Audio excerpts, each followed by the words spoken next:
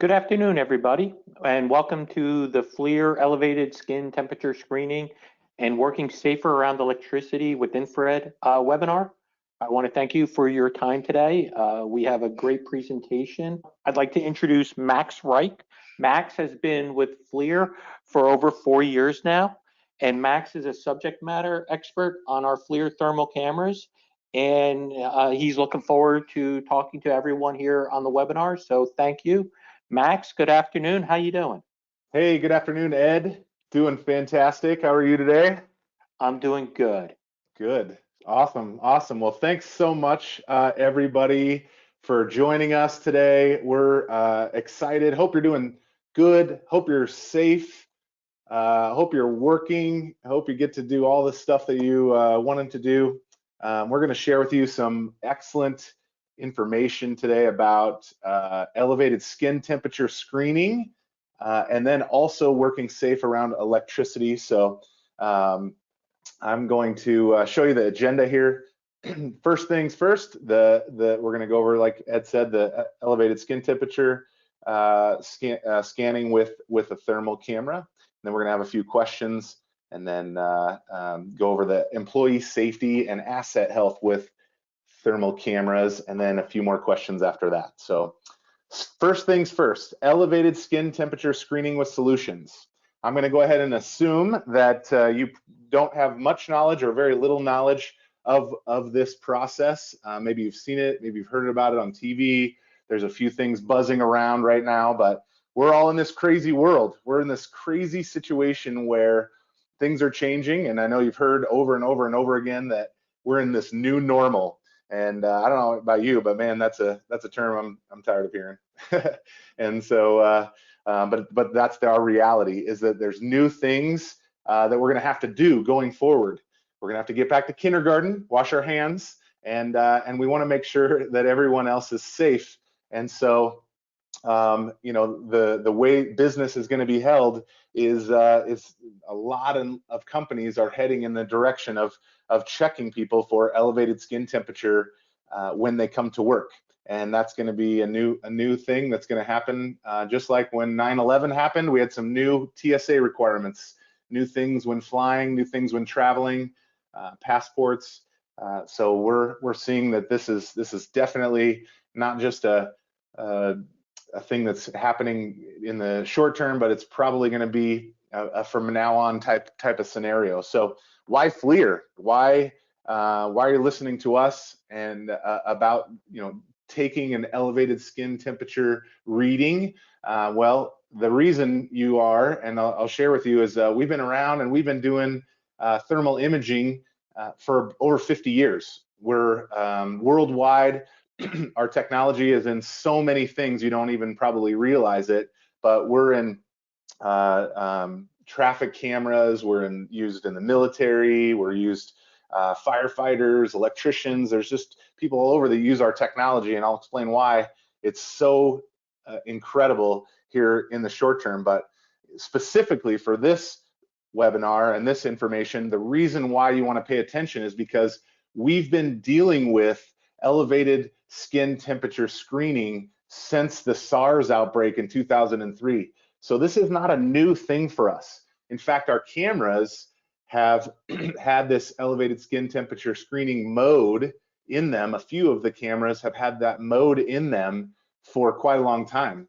I didn't even know that it was in there actually for a while, and now, you know, we are obviously using them all over the place. And so this is not a new thing for us. And what that means to you is that we've been studying and researching and working on that for a really, really long time. And we understand how it works, and we understand the best way that it works, because we were testing it before testing was cool. We were testing it and working on it and developing it before anybody was even really thinking about this as a needed product for the way we live our lives, you know, whether it's going to a train station or going to the store or whatever. So so just to give you a kind of a timeline there. So what does thermal sensing mean? Well, let me just, that's what this slide here is an example. We can see this with our own eyes, we can see this little bit of light. Our eyes can detect what we call visible light. And so we can see just this much of this spectrum, the electromagnetic energy spectrum. We can just see that. This over here is where Superman lives. So we don't see any of those things. This over here is where you cook your dinner in the microwave. And this right here is the infrared spectrum.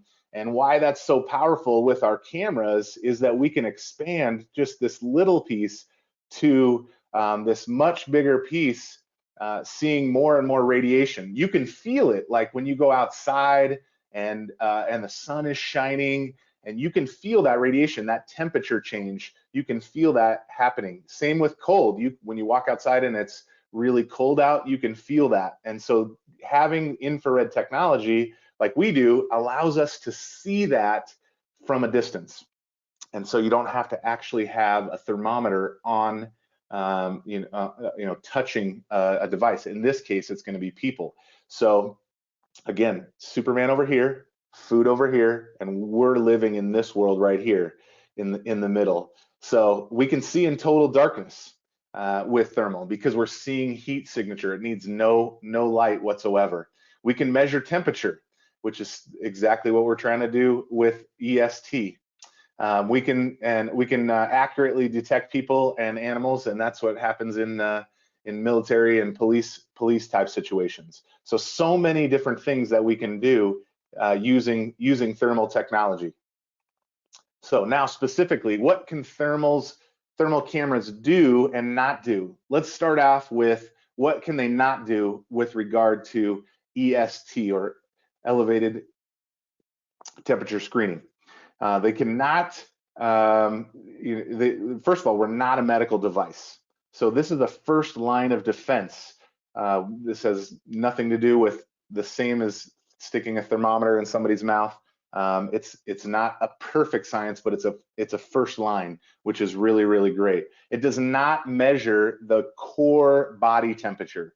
It's seeing the outside, and it's measuring your skin, and we'll talk about that in a second, to see if you have an elevated skin temperature to make a decision of, can you come in, or do we need to investigate a little bit further. So elevated skin temperature can indicate whether you have elevated body temperature. So it's, again, just the first line of defense. Here's again what we are not. Hollywood. It's so funny, like Superman seeing through walls. This is Hobbs and Shaw. I don't know if you guys have seen that movie. It's a great one, but it has one of our cameras in it, and they're putting it up against a steel reinforced door, and they're seeing what's inside using a thermal camera. Unfortunately, this is just Hollywood. We're not Superman. Superman sees all the way over in the other side of the spectrum, and so just know that that's not possible. You can't see through walls, but we can detect when temperature is rising. So here's a couple other things that you may have seen in the news or in your searches looking for this kind of product. The best way that we have found is to detect elevated skin temperature in folks is by doing it one at a time, and we're going to get into that in a second and why that's so important. But if we for accuracy and for getting the correct positive and not false positives. But here's an example right here. This gentleman right here, it says 99 degrees is what his temperature is. Now he could be 99 degrees because he just came in and that sun was radiating on his body, on his head, and so he is showing 99 degrees. These folks up here, I mean, some of them have glasses on. Thermal can't see through glasses. Thermal can't see through masks. So, it can see heat behind it, but it's not going to give you an accurate temperature measurement. So whenever you see people with glasses on, or you see people with masks or hats on, you're not going to get accurate temperature measurement. You also cannot detect in groups. The technology is not there to detect in groups like this. So if you're looking for that solution that is accurate and doing the best job it can, to measure temperature, elevated temperature in folks, and the best way to do it is one-on-one. And so here's how we're gonna show you how we have found over the last 17 years of study and working is the best way that we found is to measure somebody one-on-one, just like this gentleman here, and we're measuring the tear duct. The inner canthus is the medical term for that spot. The reason that we measure that spot is because it is the most accurate spot for detecting what your inner body temperature is.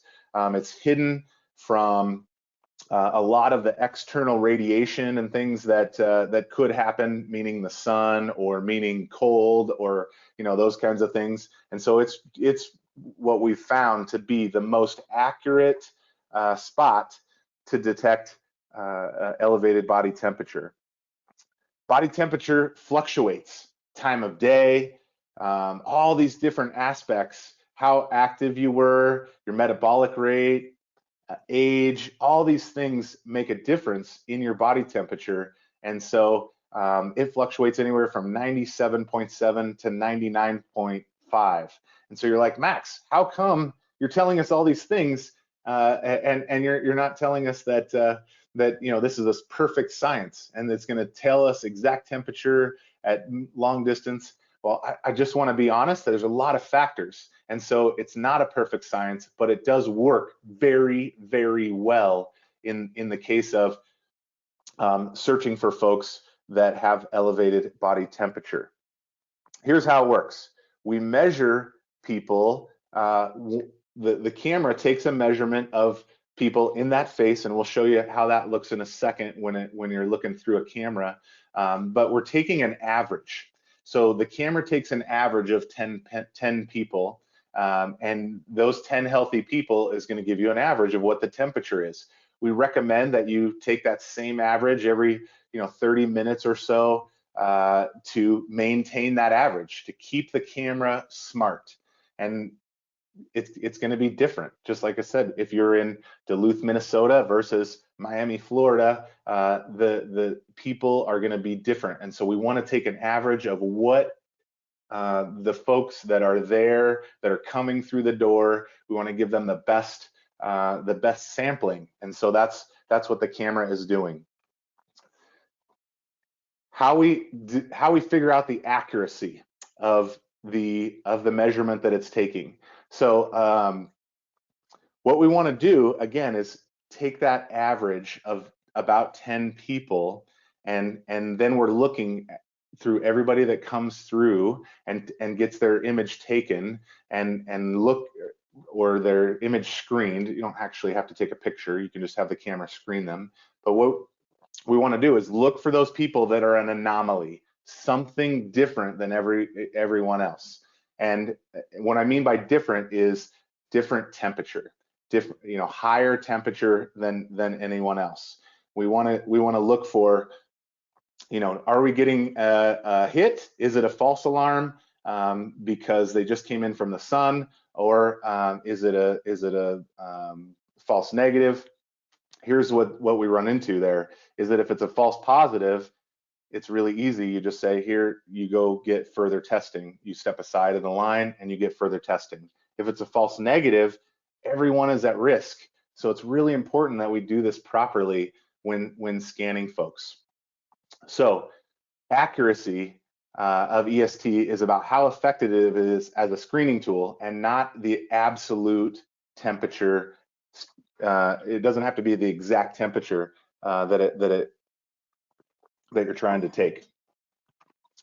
Here's the second way that we do that is through stability. So accuracy without the stability means nothing. And here's what stability means for you.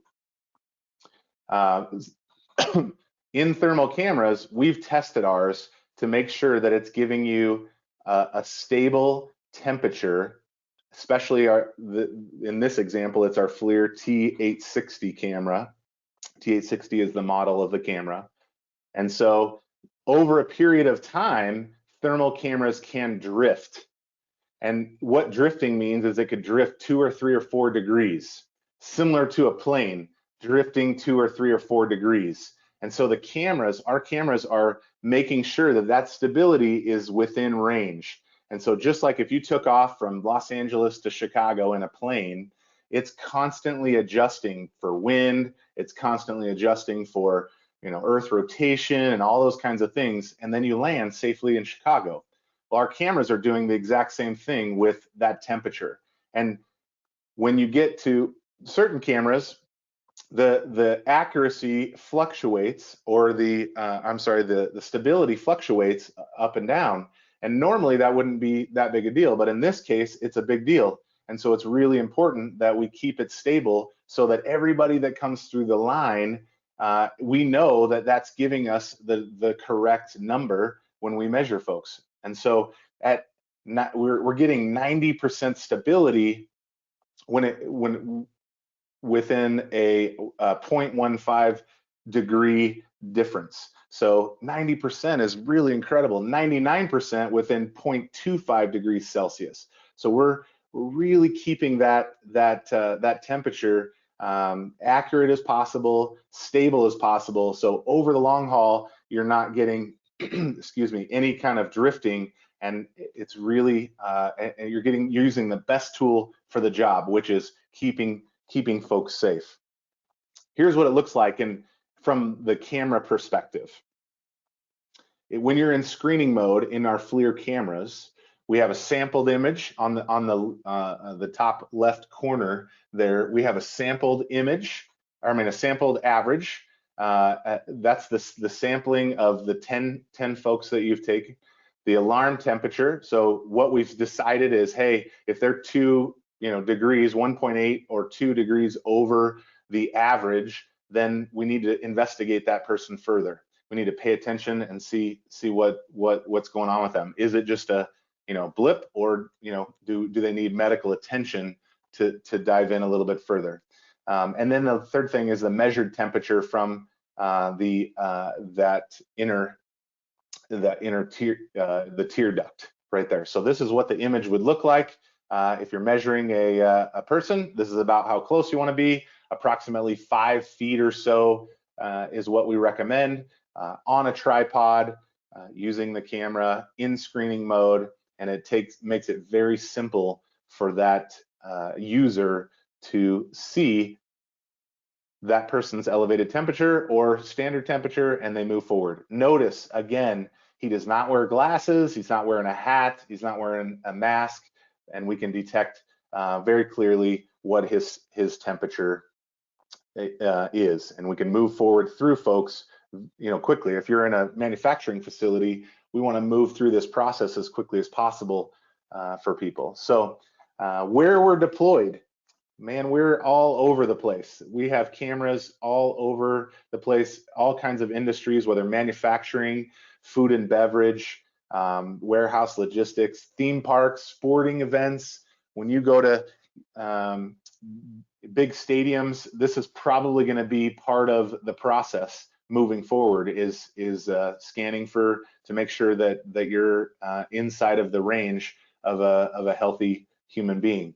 Security companies, public buildings, government, hospitals, and then like I said earlier, transport and travel, airports, train, bus depots, cruise ships, all those things are going to have, they already do have, and we're working feverishly right now to supply the cameras and solutions that folks are looking for to help them make sure people are safe to go to work and also to play.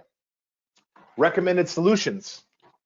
Here's the cameras that we highly recommend for this process. Like I said earlier, there is certain cameras in our fleet that work fantastic for this. They have the screening mode built in, and there's other cameras that are not. And so these are the ones that we highly recommend for that process. There's 2 different types of cameras. We have the portable handheld cameras, and so they have batteries. They can move around easily. They have screening mode, so you can use them anywhere. I was talking to a company the other day that was going to be moving the way their door is at their business, and changing that around different times of day, different shifts, that kind of stuff. And so they wanted a portable kind of scenario. And so we have those cameras. We also have fixed mounted cameras, and that's called our A series cameras. The fixed mounted cameras they have the screening mode as well. They're web browser enabled, simple to use and plug in. One thing I wanted to touch on for anybody in the security world is our fixed mounted A400 and A700 series is awaiting ONVIV certification. We've already successfully tested it in Milestone VMS system. So for anybody that is really interested in those and the ONVIV certification, we're just waiting for that to come through. But as far as the camera and the ability to do screening mode, those kinds of things, we are set and ready to deploy for you. Here's some pricing. Pricing for cameras with screening mode. They start around $7,000 for the handheld cameras, and in our EXX or tool style camera, just looks like a tool, and so that's why we call it a tool style. The T series is our kind of our next level up. Higher level thermographers use this camera for electrical applications or building applications or other things. We're going to talk about those in a minute for seeing things further away or different scenarios where distance and getting that accurate temperature measurement really matters in other applications. In this application, either one of those models would work perfectly. And then the A400 700 series, which is our automation camera, like I talked about already, starts around $10,000 and goes up from there depending on what kind of features you'd like in that camera. So just some high level type scenario there. Here's what's most important to you. FLIR, again, we've been doing this a long time. We've been around a while, and we are constantly improving and giving more and more support.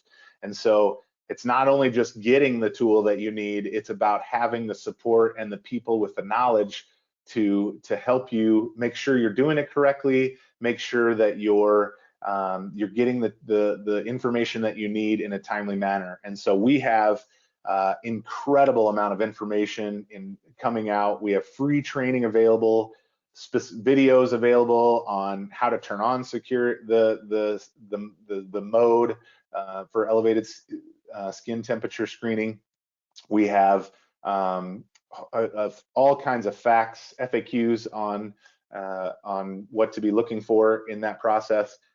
And so all the information that you would want, you can find on FLIR.com. We also have an infrared training center that teaches level 1 certification normally, level 1, 2, and 3 certifications for thermographers. Well, we have just announced today that we're doing training on our infrared training website on this specific topic. So just a plethora of information to help support you in your journey.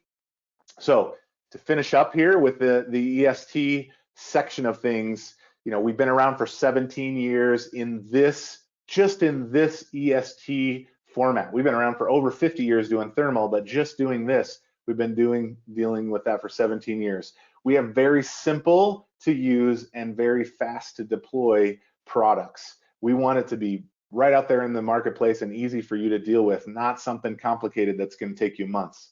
We have the A400, A700 fixed mounted cameras to integrate into most VMS platforms. We deal with customers globally. So if you're on a global scale, we can handle that for you. And then we also have the US 510K registration, which is just registering our camera to say that we can do this elevated skin temperature measuring in people. And so with that, I know that was super fast and lots of information. And so Ed, I'm going to go ahead and throw it to you to toss out a couple questions if we had, see if we can answer them. Well, okay, thanks, Max. So one of the first questions that came across, and I know you've addressed it, but sometimes we have to address these again as some people have come in and out of the presentation. Can you wear glasses when you're being screened by the thermal camera? Great question. Great question. So the answer to that question is absolutely not. One thing about thermal, the science behind thermal is it does not see through glass. It is reflective. So glass has a reflective nature. And so when a thermal camera looks at glass or glasses, it just reflects the radiation coming from the person behind the camera.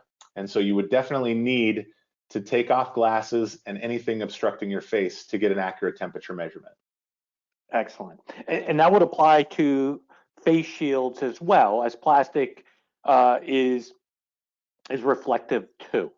Correct. Yeah, anything that has any kind of shiny surface would be reflective. So the way we found is just absolutely best to have nothing on your face whatsoever, nothing covering your face to get the most accurate measurement. Okay. How large is the sample size that you need to do to effectively use the EST solution in the cameras? Yeah, so we really recommend 10 is just to sample 10 folks. We'll give you the best sample. At least 5, but 10 is much better to have the best sampling for measuring folks. Okay. Do you need a black body with the FLIR thermal camera? Great question. You do not need a black body, and that is something that the reason that we have this screening mode and that stability and accuracy combined is so that you don't have to have a black body to measure people.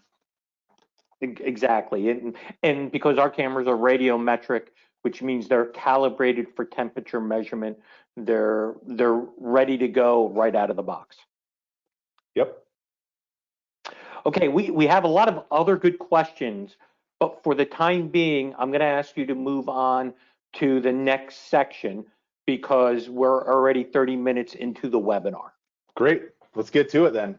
Thanks for those questions. Those are great ones, and we'll answer them in a later time if we can. All right. So what else can we do with the technology? I thought this was a really funny cartoon and had to throw it in there. So Grandpa, tell us a story of what it was like before COVID.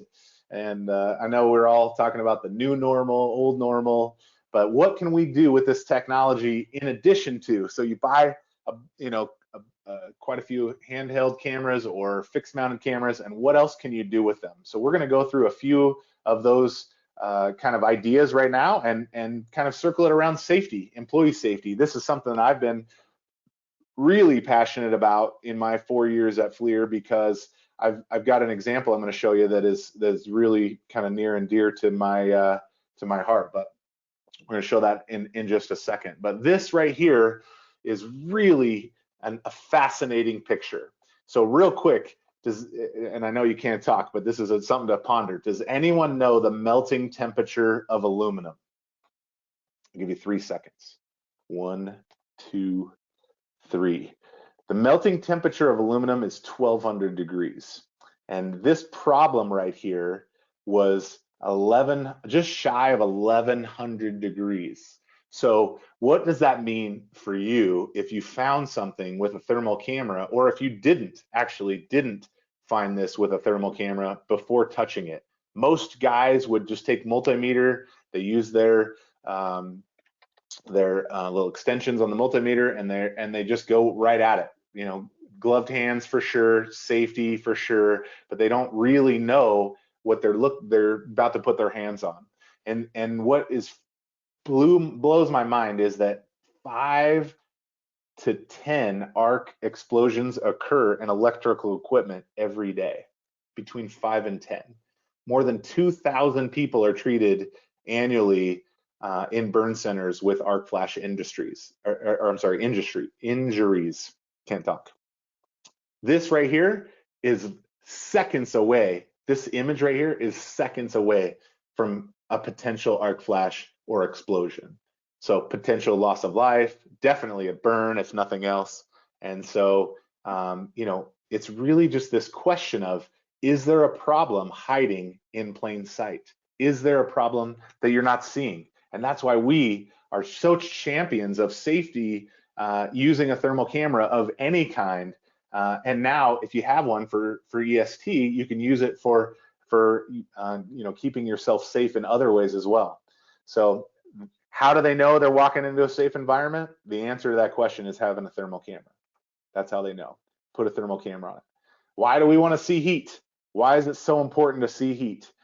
So you can see things that are anomalies. Like we were talking about earlier, looking for anomalies in elevated skin temperature. This is looking for anomalies in electrical equipment. There's 3 fuses here. If you look at the 3 different ones, one is not like the other.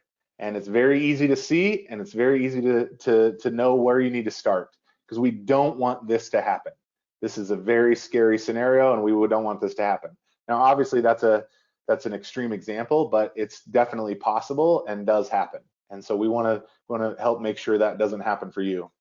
Now, this is the example that's near and dear to my heart, because it's just an example that definitely saves someone's life by using a thermal camera. And this could be in any application. This happens to be in a electric utility, but you can use these in any industry: building, manufacturing, electrical, utilities. Any industry uses thermal cameras, and every industry uses electrical, so they can definitely look at panels and that kind of thing. But this is an example that to show you that you never know where that snake in the grass is, that thing that could really jump out and get you. This is a submersible transformer, and it was not working correctly. And the normal protocol for this would be to throw someone down in there and take, to try to, figure out which connection was wrong and that kind of stuff. And so before they did, they happened to point a thermal camera at it. One of the thermographers came over to it and put a thermal camera on this example, and they found, not in the connections where you would normally think, but in the center of the top of the casing, there was a spot that was 320 degrees. Now that is not good in the top of the casing, because you would never think to look there. And if you quizzes everybody, wow, why was it in the top of the casing? Well, after they de-energized it, they cleaned off the dirt, you still can't see. Both case grounds are deteriorated and not even connected to the tank. So the ground itself is not connected, which what would happen in this scenario is they would send someone down in, that person would step down in onto this piece of equipment, and they would step exactly in that spot right here where the case ground was not connected. And what happens when a person steps on and makes a ground? All that electricity goes right through them, and they probably wouldn't have made it out. And so this is very, very important that they found this with a thermal camera without sending someone down in to look at it. So here's an example of the those case grounds. So this can happen in literally any industry. This just happens to be in a utility, the one we're looking at here. So what does this really mean? We're talking about prevention versus reaction. Right now, we're in this reactionary period because of COVID in so many industries.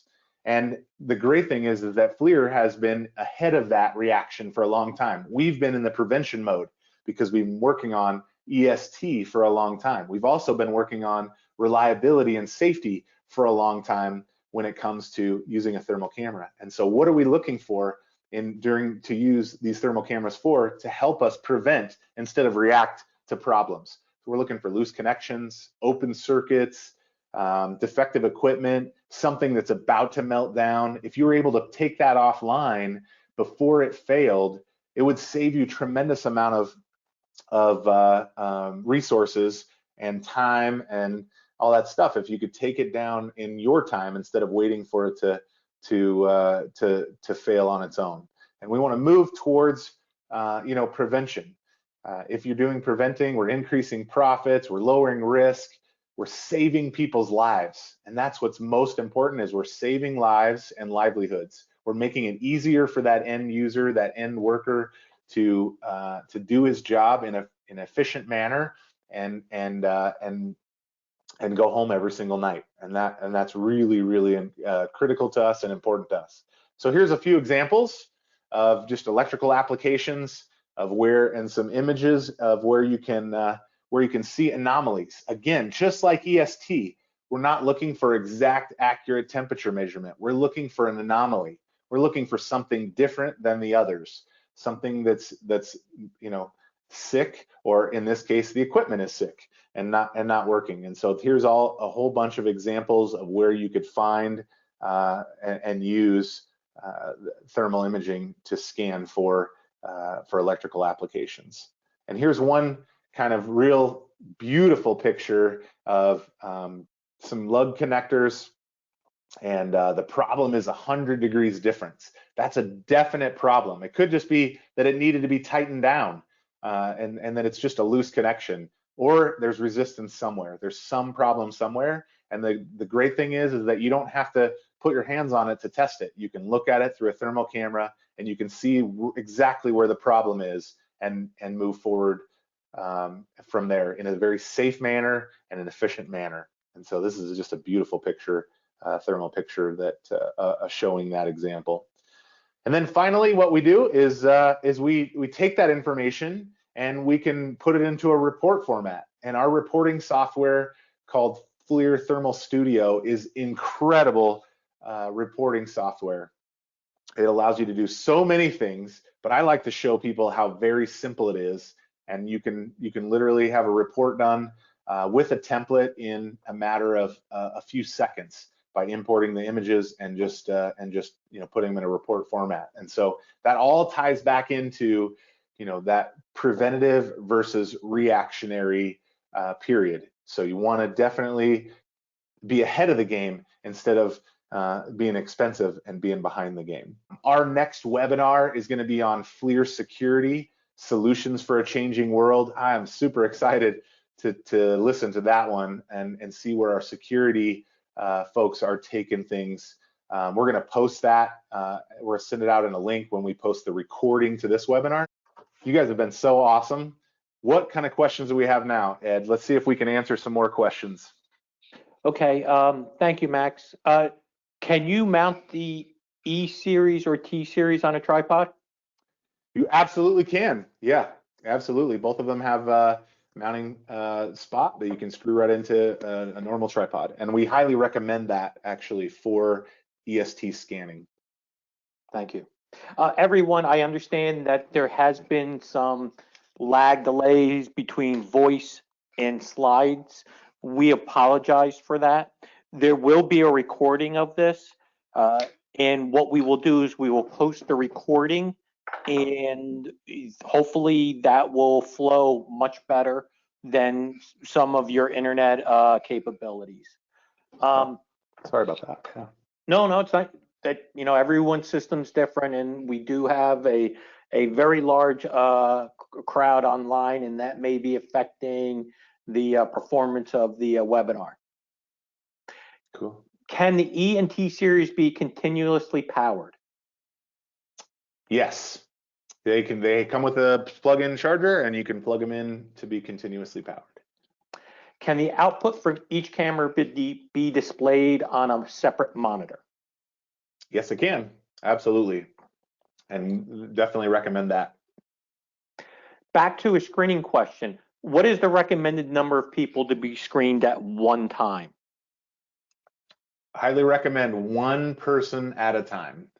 If we screen one person at a time, we can get an accurate, stable measurement, and then we can move quickly to the next person. If you try to do it in groups, we've found that it doesn't work as efficiently.